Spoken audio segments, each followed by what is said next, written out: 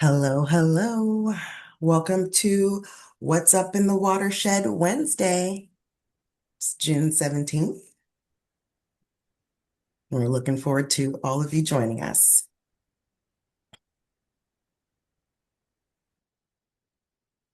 Give a few minutes here for everyone to get logged in.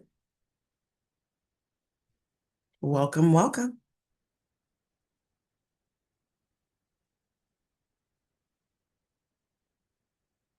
All right. Hope everyone is having a wonderful day. We're looking forward to talking with C and Shoreline. Looks like we've got a good group of people here today. Welcome, welcome to What's Up in the Watershed webinar. I'm Caleta Scott. I'm the Community Engagement Coordinator for St. Lucie and Martin County, and I'm excited to be the host of today's webinar. Let's give a moment, just so no one misses a little bit of yoga. Because if you know me, when I'm the host, we start with a little bit of breath. Because sometimes, couldn't we all just take a breath? Am I right? So if you're ready, before we begin, we're going to clasp our hands behind our head, elbows wide. And the best thing about your camera's off, no one can see you. Elbows wide, and I want you to inhale, lift your chin. And as you exhale, bring your elbows in together, your chin to your chest. Open the back of your neck. Inhale again. Inhale, open up, chin up towards the ceiling. Heart forward, elbows wide. And exhale, bring those elbows in together, chin to your chest. Open up the back of your neck. We're going to do that 3 times. This is the last time. Inhale, open up, heart forward, chin up. Exhale, bring those elbows in and your chin to your chest. Release everything. Hopefully, that little bit of opening up gets you ready for a great presentation. Today, we're here with Sea and Shoreline. And let me tell you, I love their mission. It's so simple. Restore aquatic ecosystems. Isn't that something? And today we're talking with Ryan Brushwood, who has a couple of titles, but really he's the Chief Solutions Officer. Isn't that nice? I think we all need those. Ryan manages Sea and Shoreline's team of biologists, and he's responsible for all seagrass and other submerged aquatic vegetation restoration projects. He has led many highly successful projects in the Indian River Lagoon and its tributaries, the Caloosahatchee River, Crystal River, Homosassa River, which I love to call the Sass, and dozens more, and some with documented survivability rates of over 95%. Now, that is some science we can get behind. Ryan also manages permitting and works closely with the FDEP, the Army Corps of Engineers, and the Florida Wildlife Commission, and all of our state water management districts because he's our partner. On top of that, Ryan's pretty awesome. He's a PADI certified diver and holds a Bachelor of Science in Marine Science and Biology from the University of Tampa. Go UT. So without further ado, Ryan, tell us about Sea and Shoreline, and we're happy to hear today about nature-based solutions. Welcome. All right. Thank you so much, Kalita. Let me make sure my presentation is sharing here. All right. Does that look all right for everybody? Yeah. Cool. Well, thank you so much for the introduction and for the yoga. I think I might have to start every presentation I do with that. That was very nice. So just a little backstory on Sea and Shoreline. We were actually started in 2014, and I always say it's almost like a joke. We had a sod farmer and a biologist walk into a bar, and they come out with a seagrass mitigation company at the time. But that is who we were founded by.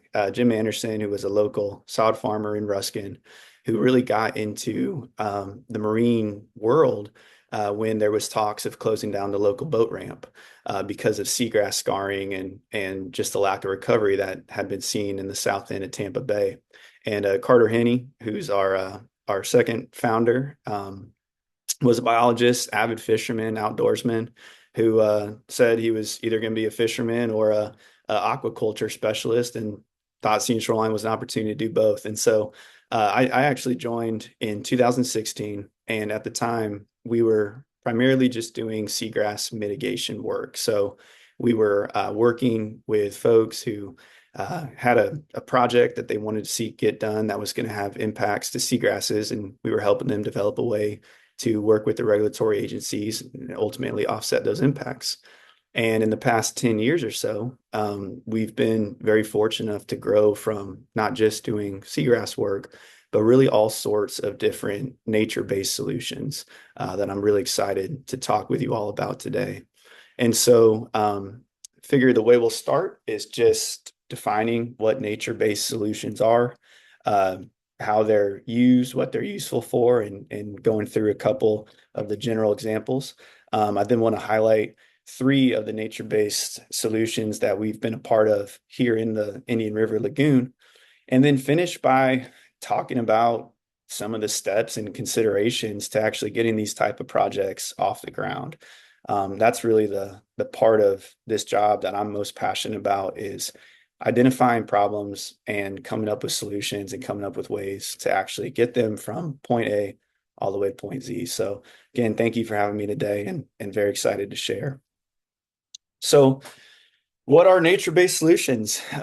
If you Google it, you'll probably find quite a few different definitions. There really is no universally accepted definition for nature-based solutions. But the one I like the most, and the one I chose to go with for today, comes from the Army Corps of Engineers. And it actually comes from a memorandum that was issued in 2024 that encouraged the use of nature-based solutions in civil projects and really all projects that were coming out. And so by that definition, the Corps considered nature-based solutions the combination of actions to protect, sustainably manage, or restore naturally functioning or modified ecosystems to address societal changes while simultaneously providing benefits for people in the environment. And they also lumped in nature-based features under this broader nature-based solution definition. So nature-based feature is a feature that is created by human design, engineering, and construction that works in concert with natural processes or to mimic as closely as possible conditions which occur absent human changes to the landscape or hydrology. So when I say the word nature-based solutions, or if I shorten it to NBS today, that's really the definition that I'm talking about. So how do nature-based solutions work? Well, turns out that nature is actually a pretty good engineer. Nature has a way of solving a lot of problems we're running into today on its own. And so nature-based solutions look to, as you heard of the definition, either restore, enhance, or protect these natural features, natural resources, or to come up with a way to mimic the things that they do. So the figure that's shown here talks about how different resources that are found, maybe not coral, but certainly SAV and mangroves found even in the Indian River Lagoon, work to reduce wave energy and protect shorelines. They can do it just as good, if not better, sometimes than the more traditional gray infrastructure like seawalls or things like that. And they provide an ecological benefit, even an economic lift as well. Some of the examples of nature-based solutions that I'm sure you've seen or at least heard about throughout the Indian River Lagoon could include things like muck removal, where the idea is to remove decades of buildup of nutrient-rich muck down to native substrate. And so that native substrate provides a better opportunity for things like seagrasses to grow. And it also removes quite a bit of nutrients that are housed in that muck and can be resuspended and enter back into the water column through wave energy, storm events, or things like that. Seagrass restoration, I talked about at the beginning. I had to, of course, include that one on there because that is a passion for us here at Sea and Shoreline. But it's working to restore, enhance, and conserve seagrasses, which are the foundation of many healthy estuaries. Bivalve restoration, whether it's clam or oysters. You see those type of projects happening all throughout the lagoon, and it's really exciting to see. And a natural stormwater filtration, which is the idea of using submerged aquatic plants or littoral planting in stormwater systems to sequester nutrients and clean the water before that water makes its way back into the lagoon or other major water bodies. Some examples of nature-based features may include reef creation, whether it's oyster reefs, hybrid reefs, artificial reefs, whatever that may be, mangrove restoration or living shorelines, and marsh creation or marsh restoration as well, or basically, kind of working with these features that are already there, adding a gray component to it, but keeping it nature-based, keeping it green-gray, and making sure that the environmental benefit is recognized in these projects. So with that, I want to talk about some of the projects that involve nature-based solutions that we have been fortunate enough to be a part of here in the Indian River Lagoon. And so I want to start with the efforts to cultivate and restore seagrasses throughout the lagoon. So as I'm sure as many of you are aware, but the IRLNEP supports a network of seagrass nurseries created to propagate native IRL seagrass species that can be used for both research and restoration projects. And so we are one of the groups that's part of this network. Our nursery is located in southern Brevard County, just about 3 miles north of Sebastian Inlet. And it's a partnership with Hub SeaWorld. And our goal is to never let seagrass be the rate limiting step when it comes to wanting to do a seagrass restoration project. And so we try to grow out as many plants as we possibly can, try to collect floating plants that become uprooted or would otherwise die and bring them back, house them, and grow out plants so that when the time is right to outplant, they're ready to go.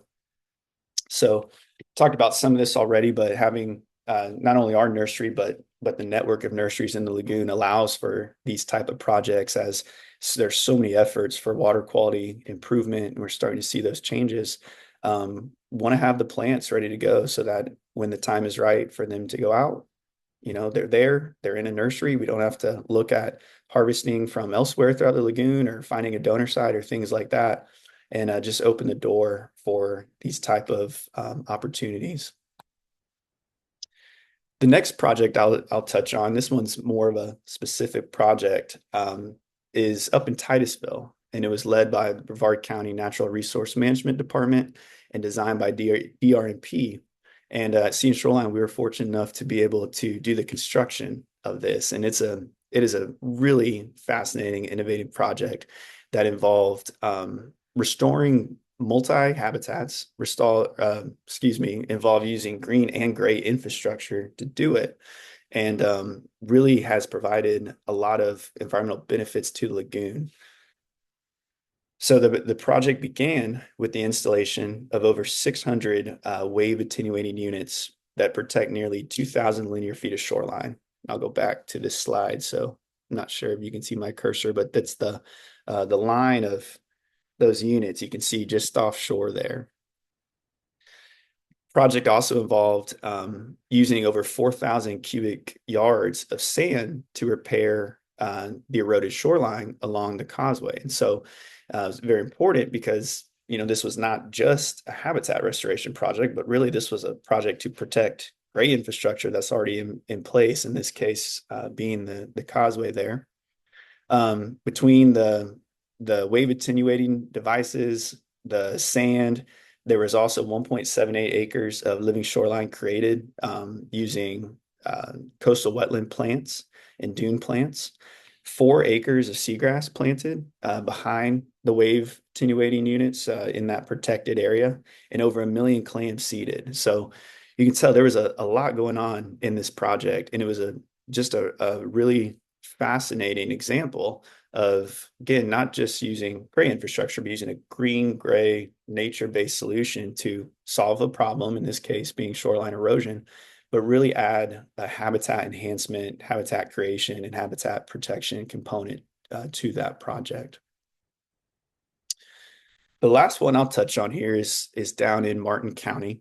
And this is one that we actually began in 2020 with Martin County and with EAI.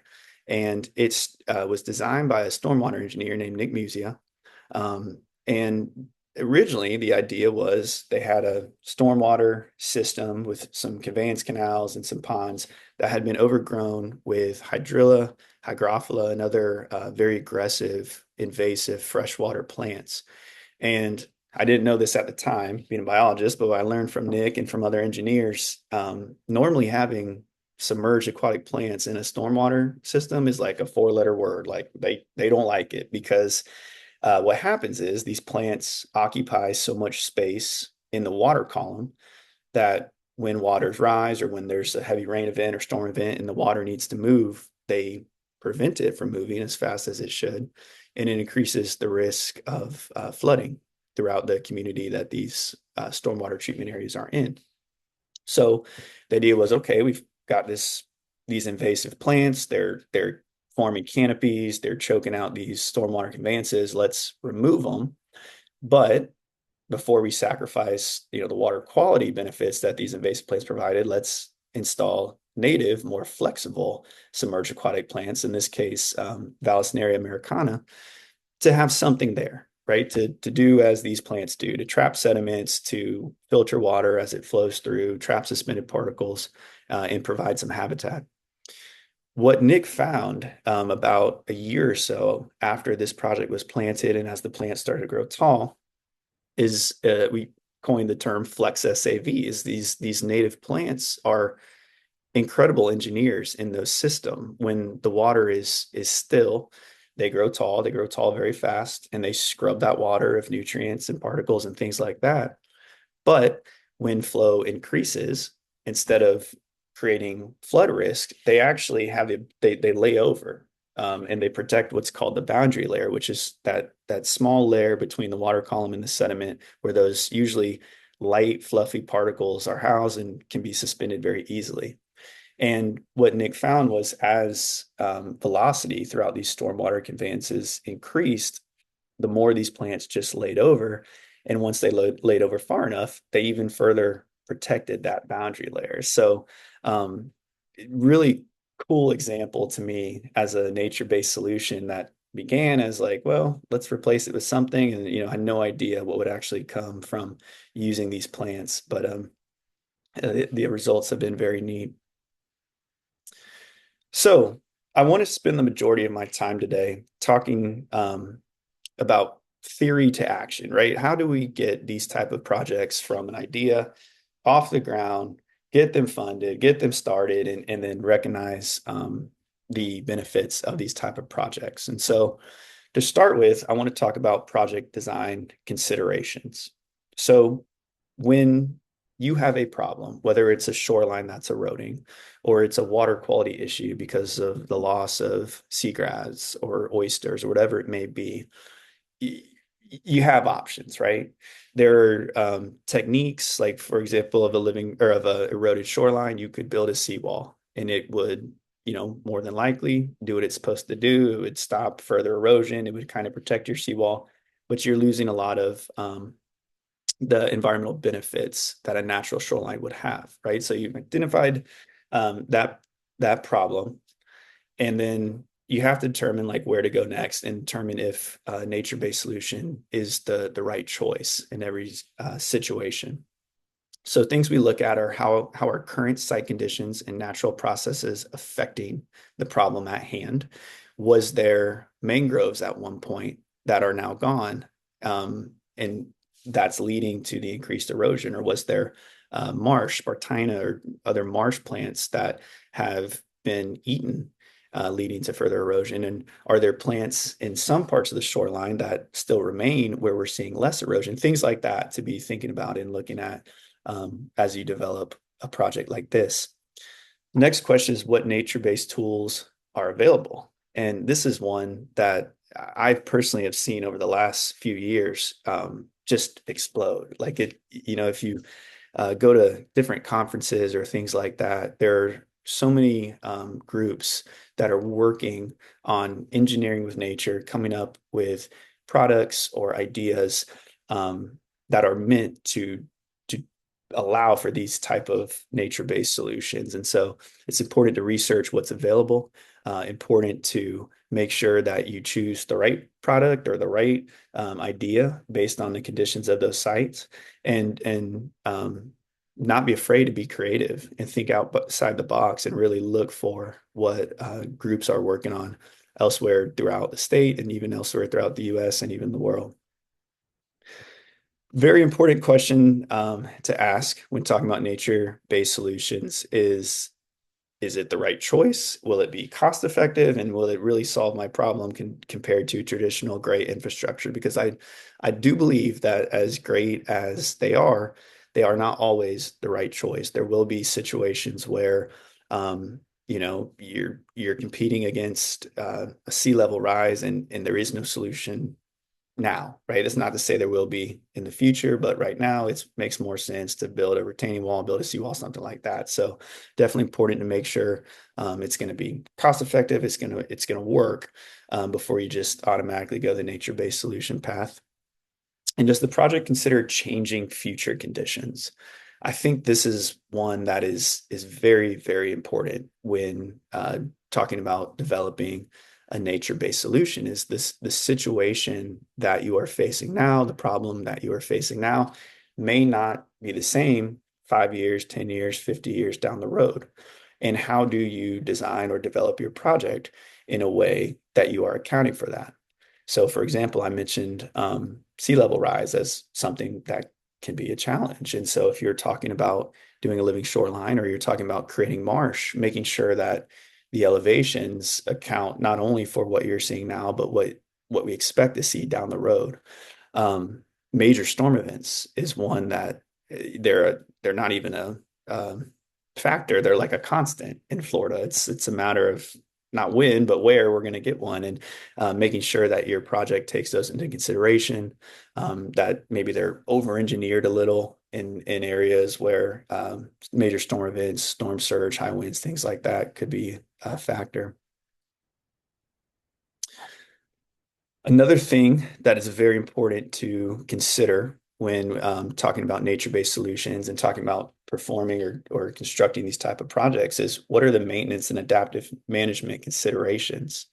Unlike traditional gray infrastructure projects, maintenance and adaptive management plays a big role in the success of many nature-based solutions, right? They're not as concrete, no pun intended, as gray infrastructure. You're dealing with wildlife, you're dealing with plants, you're dealing with water quality, and you're dealing with things that can change, situations that can change. And so this is one that going the biology route through school and then meeting Jim Anderson, who his background was in farming, we butted heads when I first started on some things because I like to my brain worked as a scientist and I wanted my hypothesis and experimental design, and Jim would say, "Well, who cares? Don't worry about that. Like, we're farming, right? Do whatever needs to be done to make this successful." And so when we're talking nature-based solutions, I do think that's a very important part, is recognizing that it may not be as simple as just building it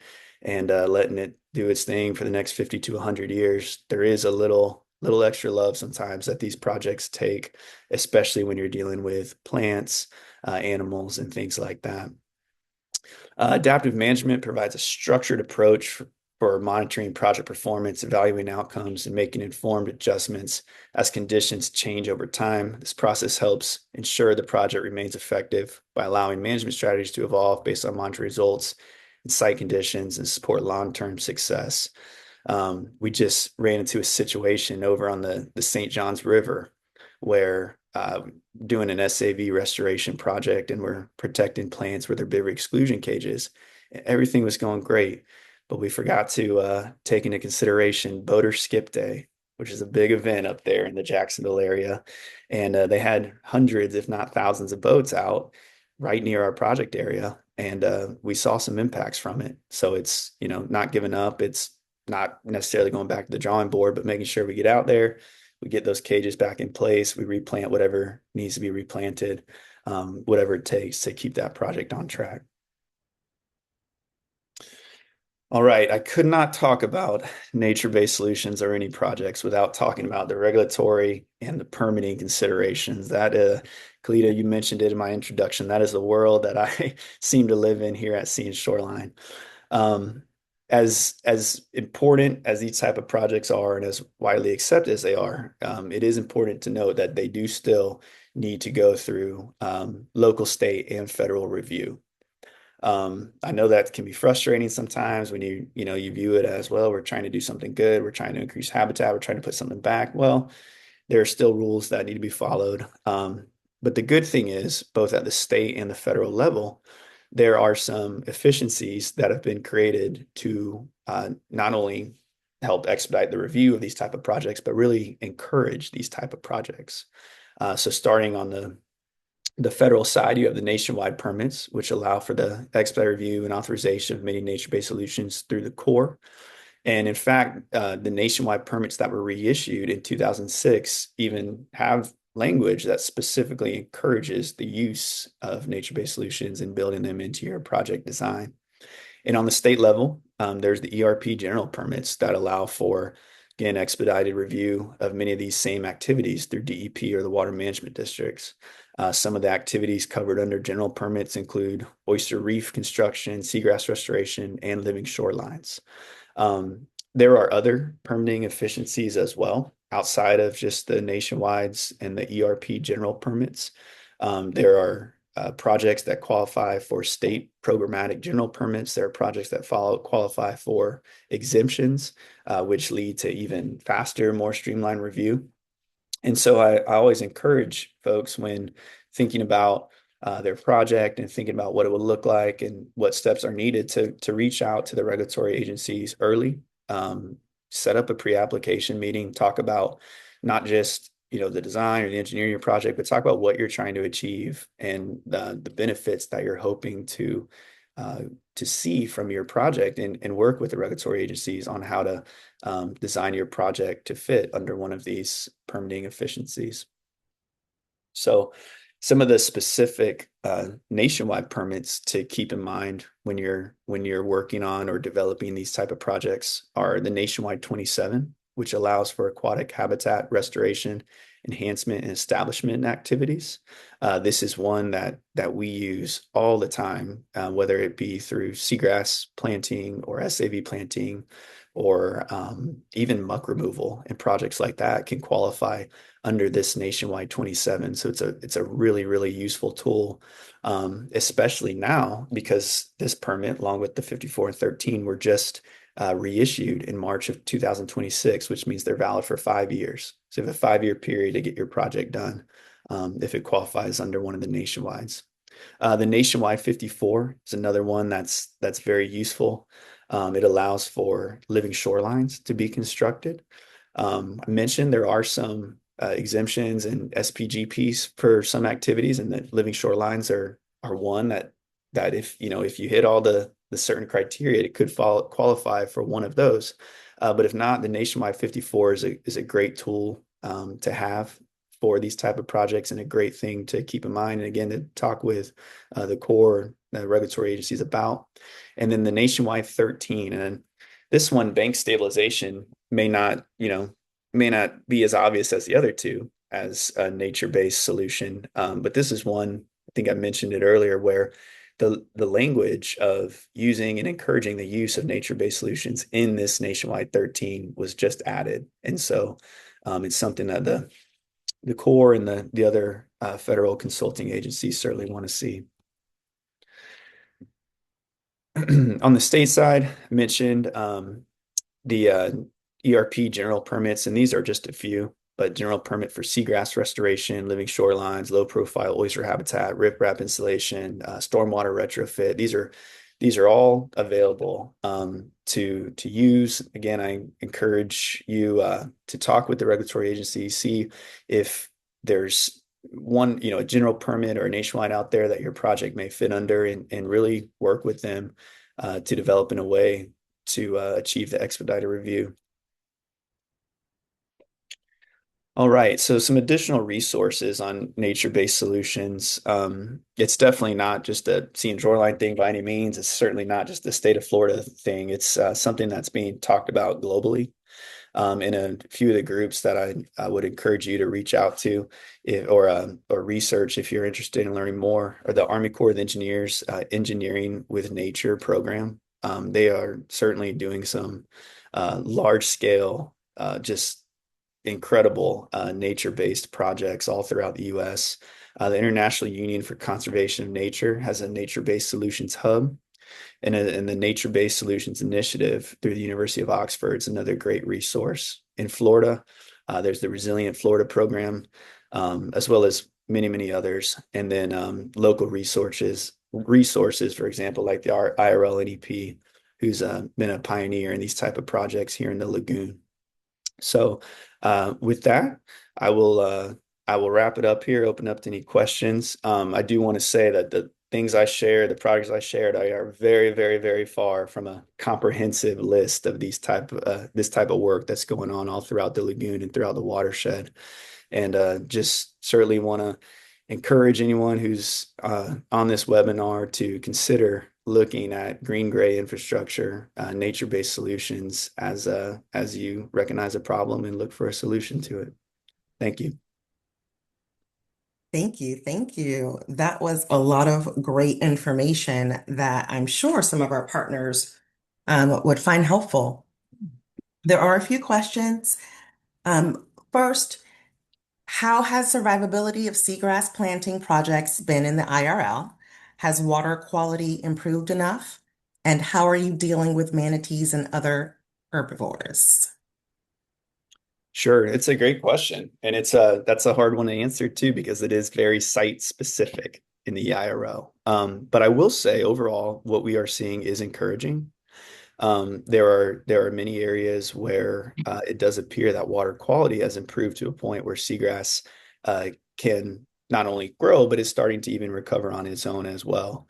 And so when it comes to manatees, grazing pressure, and it's not just manatees, sea turtles, crabs, you name it. We documented a deer down near the water, nipping at our cages once. But we try to protect those plants as much as we can.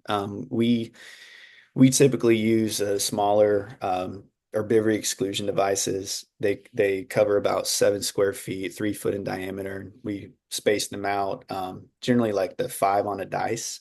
And the idea is kind of like plug in your yard.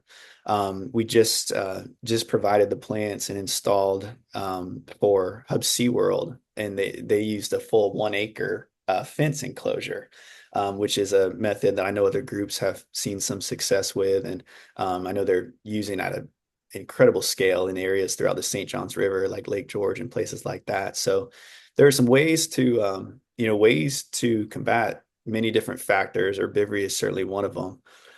Success rate, like I said, it varies. I think the global average survival rate for seagrass is around 36%. So it's not incredibly high. We've been fortunate in some areas to achieve higher than that, and some areas have been lower. And so that's where the adaptive management and not being afraid to, say, hey, what's going on? Let's come up with some ideas or another solution to get this on track is really important. Chief Solutions Officer, right? Yeah. That's right.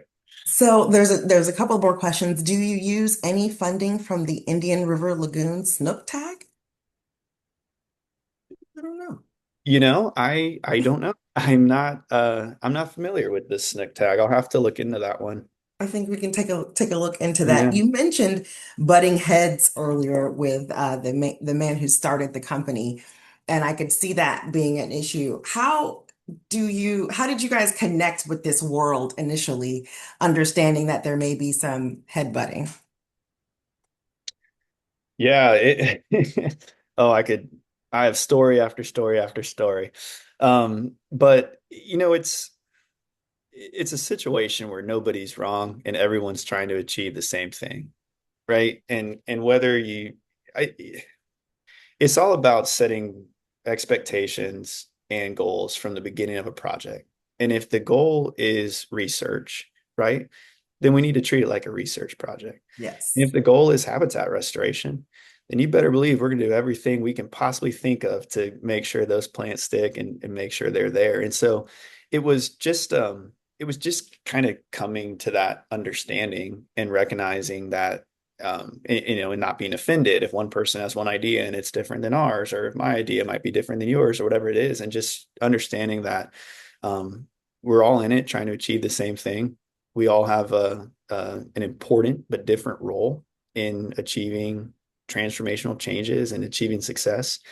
And it's just being able to work with all the other partners who are involved in this industry and in this world. Awesome. Yeah, that's kind of like a message that we all need to hear all the time, and not in just this profession or this sphere, but in all things. And I think that's one of the beautiful things about science to me is that we can take this specific topic and take it somewhere else, and still be talking about the same thing, right? We're not just talking about planting, or are we just talking about planting, right? I don't know if there's anybody who likes basketball or Allen Iverson, but that was a joke talking about planting because my guys at Sea and Shoreline, they have taken that approach, right? We're talking about planting and brought it to this field. And now they're helping us change the world. If there are not any more questions, I asked for some closing words for you before we get into the rest of the series. If you could let's see. I think I messed it up, but if you could ask our partners or anyone who's looking to work with you, what would you say, and how would you ask them to get you involved in the work that they're doing? Sorry, can you say it one more time? I'm sorry, I probably muffed it up, but Okay. if someone wants to work with you, why would they come to you, and how could they get involved in the work that you're doing? Gotcha. Well, if you have a problem, we'd love to help you solve it. I guess is probably the most concise way I could say it. We may not have the answer, we may not have the solution, but we're problem solvers at the end of the day.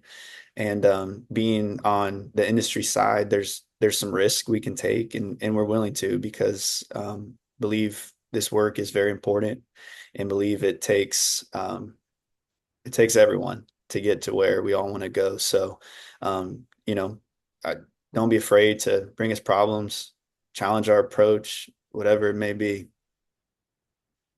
I love that because that's how, it does take a village and we do need all hands on deck. And that's how the future of the lagoon is going to look very, very bright with partners like Ryan and the team at Sea and Shoreline. I don't know if you follow them online, but they are showcasing all of their projects all of the time. And I, for one, am grateful that they're here in my town and that they're working with us. So without further ado, we're going to bring up the slide for the rest of our What's Up in the Webinar series. What's Up in the Webinar? What's Up in the Watershed webinar series. So next month on July 15th, we've got Sandra Leone and Sharon Knoll with Waterway Warriors. And in August, Dr. Holly Sweat from the Smithsonian Institution talking about the IRL species inventory. We're so happy that you joined us today. If you want to get in contact with Sea and Shoreline, look them up. If you have any questions for us, give us a call. Thanks so much and enjoy the rest of your day. Thank you. Bye.